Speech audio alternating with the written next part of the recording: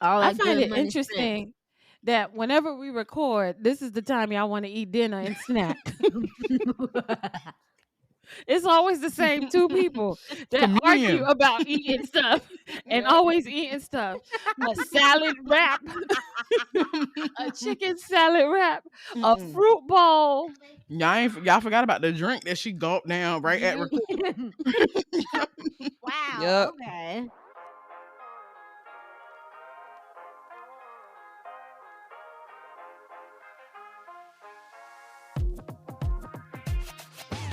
Welcome to Sitcoms in Color, everyone. I'm Crypt, and with me today are I'm Lady Lily. I'm your girl, Millie Red. And I'm Classy Lady. Today we're diving into a classic, Moesha, focusing on season 1, episode 1 for a special Mother's Day episode. We are recognizing the great actress and singer Sheryl Lee Ralph as Moesha's stepmother, Dee. Since it is our Mother's Day special, I wanted to also recognize stepmoms that are often left out of the picture for their amazing contributions to households. Yeah, that is so right, Crypt. And it's such a great pick because Moesha's relationship with her stepmother, Dee, gives us a lot to talk about in terms of family dynamics and the roles of mother figures. Absolutely. And to set the scene for those who might not remember, Moesha Mitchell is a smart, confident teenager navigating life's ups and downs in Los Angeles. And a big part of her life is her stepmother, Dee, who's a vice principal at her school. Yeah, and right from the get go, their relationship is pretty tense. Moesha is still adjusting to having Dee around, not just at home, but at school too, which complicates things. Definitely. In this episode, we see a lot of the tension that plays out. There's one of the beginning scenes where Moesha is annoyed because Dee has let Moesha oversleep and she cooked breakfast for the family. As she enters the kitchen, she immediately goes to the fridge and apologizes for not having breakfast ready, not even recognizing that Dee has already cooked and served the breakfast to Frank and Miles, who are already seated. Morning, everybody. Hey, Mo, what's happening? Sorry I overslept. I'll scramble you some eggs in a sec. Slow down, Mo. Dee already cooked breakfast. And it's not half bad either. Frank, when a woman gets up at dawn, runs down to the 7-Eleven, plows through 8 guys with squeegees yelling, "Yo, baby, can you help a brother out?" Honey, breakfast isn't half bad. It is the bomb. Hello. Excuse me, Huxtables. Why didn't somebody wake me up? Moesha, you do this every morning. I figured you deserve a break. That's so sweet, Dee, but I'm gonna take it from here. Daddy, give me your plate. I'll fix you some real pancakes. You touch my plate, pumpkin, you gonna pull back a nub. How do you all feel about this scene, especially Moesha's dismissal of Dee's efforts? It was cringe. Very rude. It was bad. You know what? It's such a relatable issue, isn't it? Like the whole idea of a parent, or in this case, a step parent, is trying to navigate the balance between being authoritative and respectful of their child's space. So, how do you all feel about Dee and Moesha's relationship? There were no It- boundaries. I agree. When I rewatched this, Moesha had no respect for Dee. Mm-hmm. And it gave me this, I don't know, creepy feeling that Moesha was acting like a wife figure I agree. and was holding on to such a huge responsibility for her age to take care of, her father and her brother and also the mooching friend, Mm-hmm. Hakeem. Yeah. Hakeem. Dee came in and interrupted that whole equilibrium. Yeah. Yeah, I'm with you on that take. It bothered me because it was like, Moesha, you're finally getting a break. Because Dee alluded to like, hey, you do this every morning. And so later on Moesha talks about she's been doing that for 3 years. So it's like you need a break. And you're still a kid. So to your point, I can see the take on her kind of taking on the role more of a motherly figure instead of being a teenage girl and, having But I also have a problem with Frank that you've allowed her to play this role too. Mm-hmm. That she is a child because she's 15 at this point, so that meant she was 12.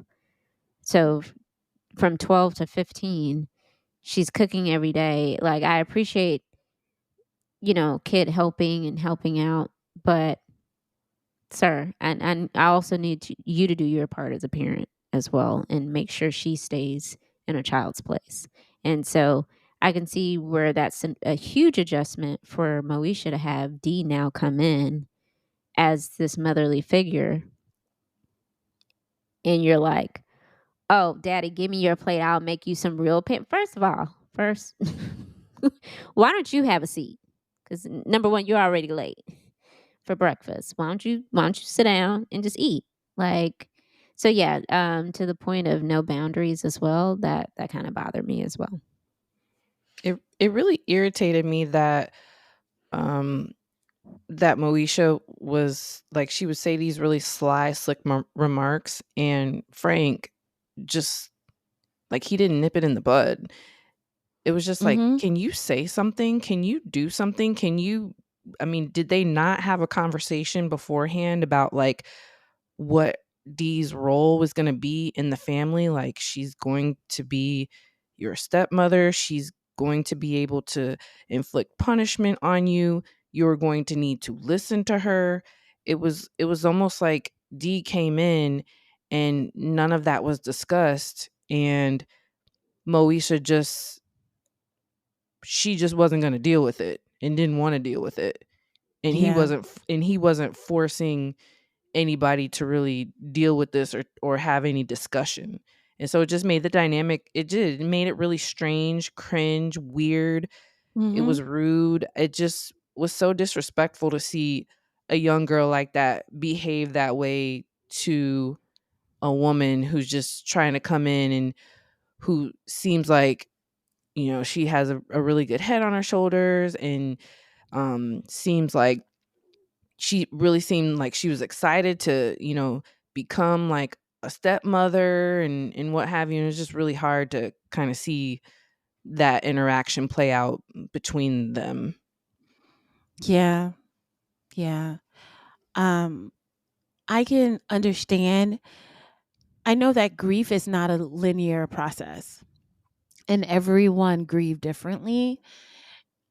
It just seemed like she had this incredible um amount of like responsibility towards her family. Like, now that their mom has gone and his wife has gone, now she needs to be the mother figure in the home. And it's almost as if she forgot to be a teenager. Absolutely. Yep. And what's interesting is how Dee handles these conflicts. She's firm, but you can tell she genuinely cares about Moesha's well-being. There's this pivotal moment where Dee and Frank have a discussion about parenting Moesha. Frank repeatedly oversteps Dee's authority when it came to disciplining or correcting Moesha's behavior. The first was at breakfast when Moesha asked to go hang out after school. Dee protested because it was a school night, and Frank cut her off and asked Moesha who she would be hanging out with instead of acknowledging Dee's concerns. That was really annoying. Yeah. Yeah. The second was when Dee asked Moesha for a straight answer as to why she was late for dinner. Frank tells Dee to take it easy and that Mo is fine, and that's all that matters. Frank, may I talk with you for a moment, please? What's going on, babe? Frank, why do you keep doing that? Doing what? Coming between Moesha and me. I can't say one word without you jumping in. Like when? Like this morning when Moesha wanted to go to the den. Honey, you didn't say anything. That's because you cut me off. Every time I try to say come on, Dee. I did not cut you off. You You're exaggerating. You did it again. You did it again. You cut me off with your Christopher Darden jumping in self. Then why do I have to be Christopher Darden? Why can't I be Johnny Cochran? At least he still got most of his hair. I'm not laughing, Frank. Yeah, I noticed. All right. Frank, Moesha and I are never going to establish a relationship if you keep coming between us. You're not letting me help you raise her, and it's making me feel like an outsider. Look, Dee, I'm sorry. It's just that for the past 3 years, it's been me and those kids. I've had to be both father and mother. So how you want to handle this? Oh, Frank, not me, we, as in 50-50. Yeah, there is definitely an adjustment period. Oh, for sure. Yeah, absolutely. I would hate to feel that way as well. Like, I'm coming in thinking, we're all going to be this big family, and you know, it would be one thing if Dee was just trying to be like assert a lot of control, kind of be like overstep her boundaries, but she's a vice principal. Like, it's a school night. So she's kind of like, she also understands the importance of the education for kids and them getting enough rest and sleep and all those things. And I feel like Frank just kind of swept that aside and was like, oh, well, who are you going to be hanging out with? And it's like, no. It's a school night. Like, let's stop there. Full stop. It's a school Yeah. night. I know that Dee is not necessarily, the birth mother of Moesha and her little brother, but I guess I wonder if her and Frank even talked about like how they would even parent, just like what her expectations are with respect to like parenting, like what are the rules of the house, like what time does Moesha need to come back, like what's her curfew, like all of those things. Like I just wonder, were those things that were talked about? So the way that this is written for me, um, I felt like, because they said, Dee has been there for a month now. So I don't think they truly discussed those things, because you can see later on in the episode where Dee has to pull him to the side. But for me, Frank gives me the vibes of like he's very self absorbed and into his work. And I get that because he has to be the provider for his family. So a lot of those things that maybe if he spent more time with his kids, he would have thought about, but he's not, because he's Mm-hmm. thinking like, let me take care of these bills. And, the kids are fine. They're healthy. They're waking up every day. Mm-hmm. So I think his priorities just weren't there. Mm-hmm. And I think he just thought, oh, okay, well, Dee's here now and it'll all work itself out. That's how it came across to me in the writing. Question: are they married? Yes. See, I felt like that was a little unclear as well, because Mhm. I couldn't tell. I was like, okay, so I couldn't tell if they had just gotten married, or if they were engaged, or if they were just dating. I felt like Well, that was a little unclear. I thought Hakeem referenced it, but no, her Dee's last name is Mitchell as well, so they are married. Okay. Okay. Well, it shows that the relationship isn't about authority or control for Dee as a stepmom. It's about building trust, understanding, and respect. At the end of this episode, Dee has a sit down with Moesha and tells her, Moesha, I am not your mother. I am not your father, but I am somebody that you have to respect. Oh, Moesha, I know that this is a difficult adjustment for you with me crashing in on your life the way I have, but you haven't lost your place here. Your dad loves you, Miles loves you, and believe it or not, I love you too. I do. Moesha, we're family now. And I promise you, we're gonna find some way to work this whole thing out. Okay? Okay? Sure. Dee comforts Moesha, recognizing she has been hurt after seeing a boy she liked be with someone else. Dee's approach is pretty emblematic of what we celebrate on Mother's Day: love, patience, and the hard work that goes into parenting. That's so true, you know. And it's really interesting to see how Moesha's feelings evolve even within just this episode. By the end, there's a sense of mutual respect that's starting to form as they navigate their new family dynamic. Dee recognizes that this is a major adjustment for Moesha, as well as having a stepmom and someone to share her family with. Dee explains why she understands how Moesha feels, highlighting her role not just as a step parent, but as someone who really wants to be a part of Moesha's life. Yeah, and that's what makes this show, and specifically this episode, so great for a Mother's Day special. It's about acknowledging the struggles, but also celebrating the victories in these complex family relationships. Before we wrap up, any favorite moments from this episode that stood out to you all? How Moesha was just so boy crazy. She got on my nerves a little bit with that too.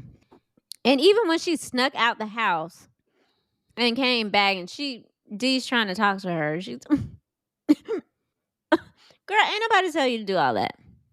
Ain't nobody tell you to do all that. And you should have known dating somebody named Ohaji. Haji. So, I did not like her braids.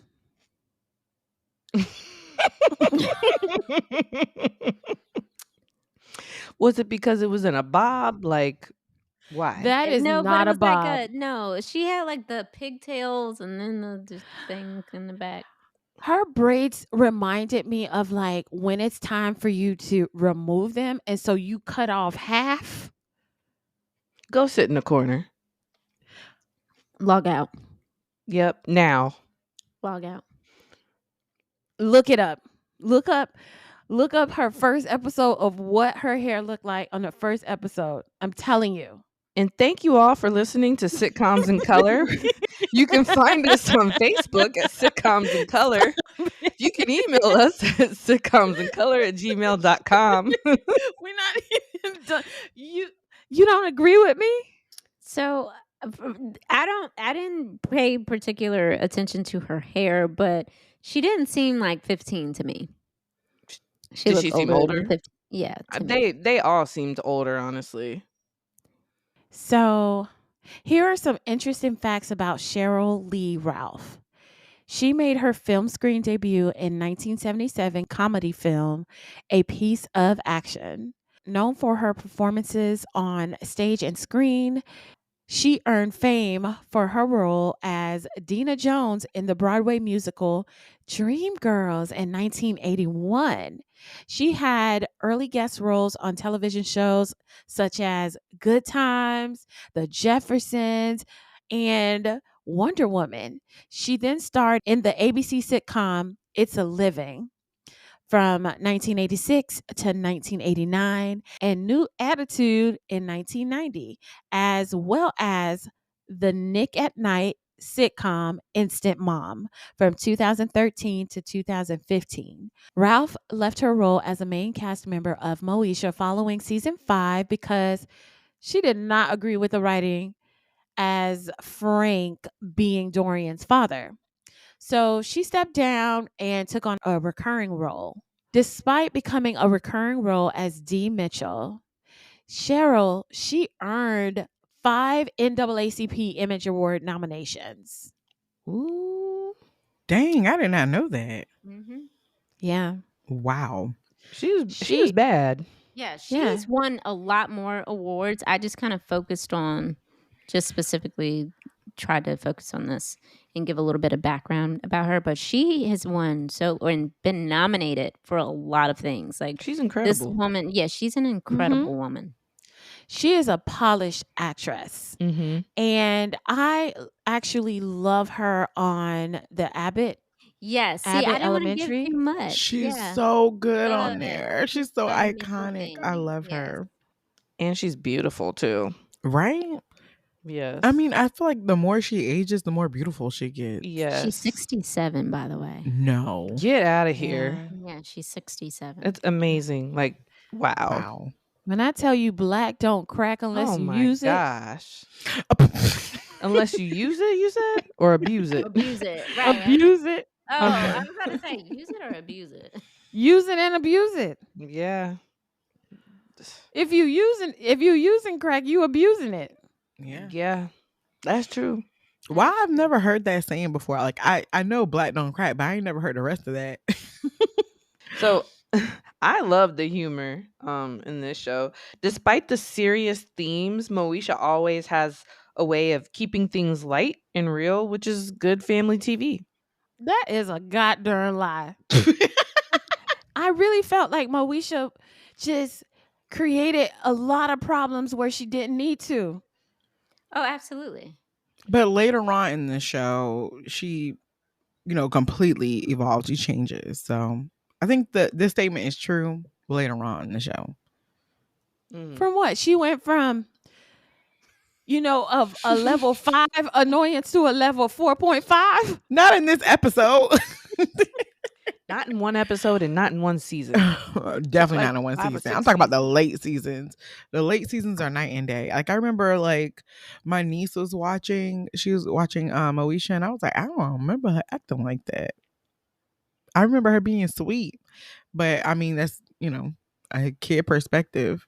So to our listeners, we hope this dive into this episode has given you some food for thought this Mother's Day that we are celebrating all month long. Don't forget to subscribe for more episodes. Up next is our Mother's Day movie special, Soul Food. Ooh. And we'd love to hear your thoughts on Moesha and your own experiences with mother figures. Do you all have an episode you want us to cover? Let us know. Reach out to us on social media or wherever you get your podcasts. You can find us on Instagram at Sitcoms in Color or on Facebook at Sitcoms in Color or email us at sitcomsincolor@gmail.com.